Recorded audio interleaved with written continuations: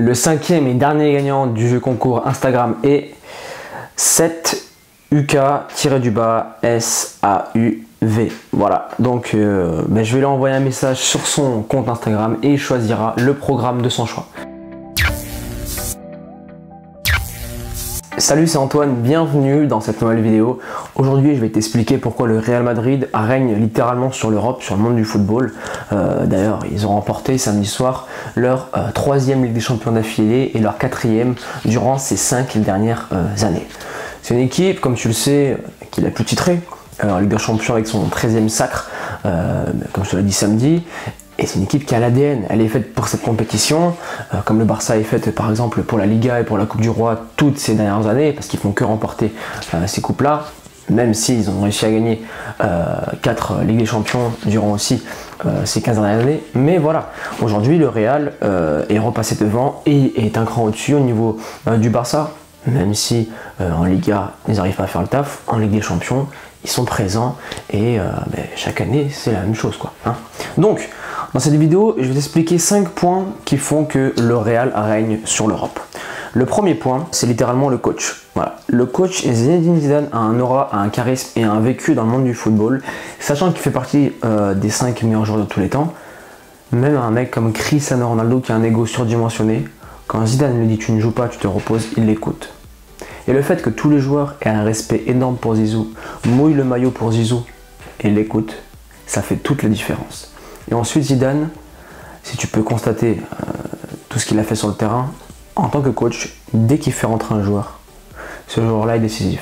Soit défensivement il fait quelque chose, il sauve l'équipe, soit il fait une passe D, soit il y a un but. En Ligue des Champions, tu regarderas tout le temps, dès qu'il fait rentrer quelqu'un, il est décisif à 100%. Il sent les coups, c'est un bon coach. Et aujourd'hui, on peut se poser la question et on peut affirmer que Zinedine Zidane est le meilleur coach du monde. Qui a réalisé 3 Ligues des Champions d'affilée? Qui?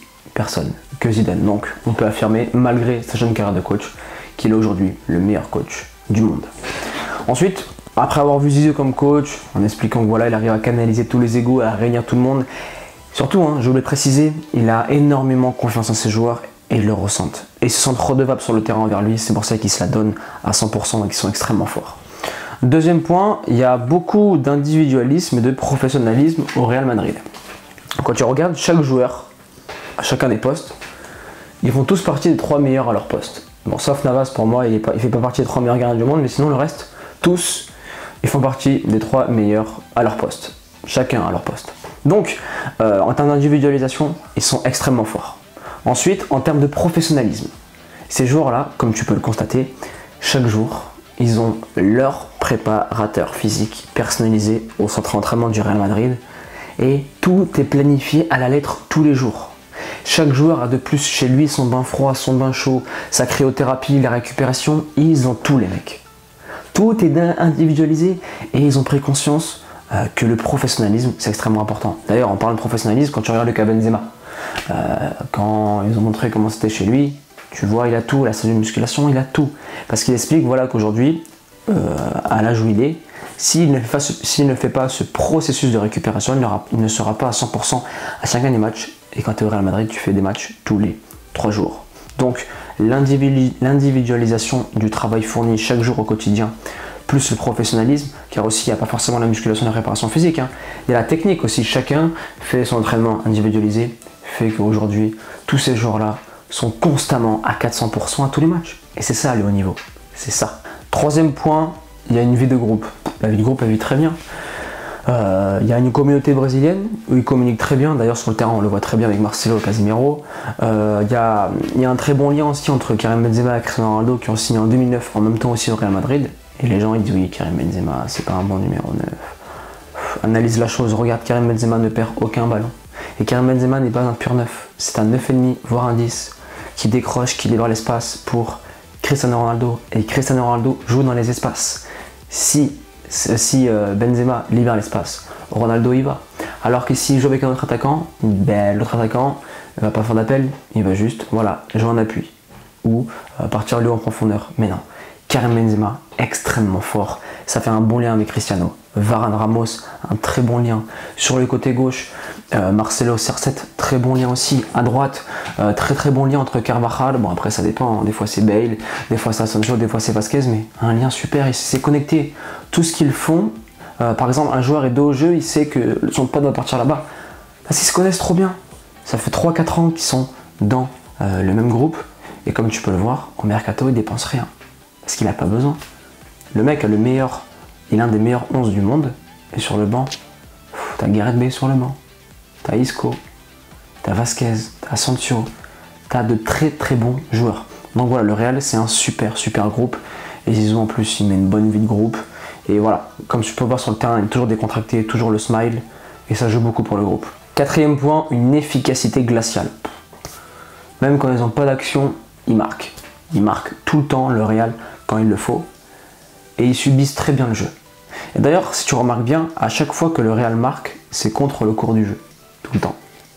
Le but de Karim Benzema, c'est contre le cours du jeu. Liverpool est en train de mener.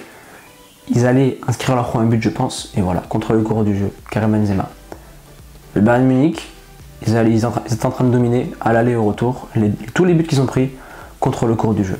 Parce que le Real Madrid a une efficacité glaciale et ils arrivent à saisir les opportunités. Ils ont conscience que même une demi-action, ça doit aller au fond, tout simplement.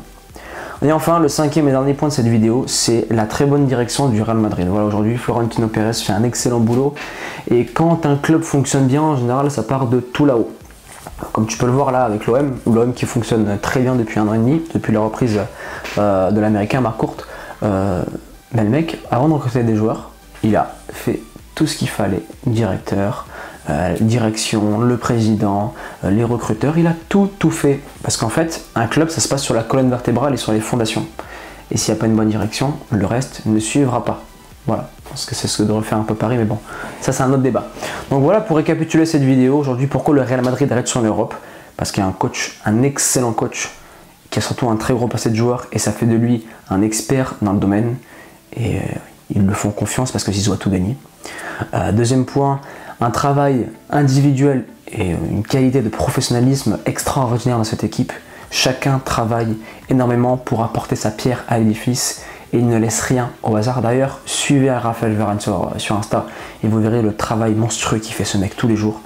Une vie de groupe super et extraordinaire. La connexion est présente en dehors, sur le terrain, tout le temps. Une efficacité glaciale et redoutable, une action but, une demi-action but, pas d'action, toujours but. Le Real Madrid est une équipe d'opportunistes qui mettent les ballons au fond des filets quand il faut le faire et qui marquent contre le cours du jeu, surtout en Ligue des Champions. Dernier point, très bonne direction, Florentino Pérez, meilleur président du monde, rien à dire, le mec, il fait les bons choix, il sait guider ses hommes, il sait les récompenser et il sait les motiver. À présent, maintenant, si tu souhaites aller plus loin, si toi aussi tu veux te professionnaliser en tant que footballeur, je t'invite à télécharger mon livre, La Bible du footballeur, qui est totalement gratuit.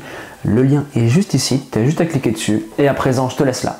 Motivation 100% dans les commentaires, persévérance et motivation, et on avance ensemble.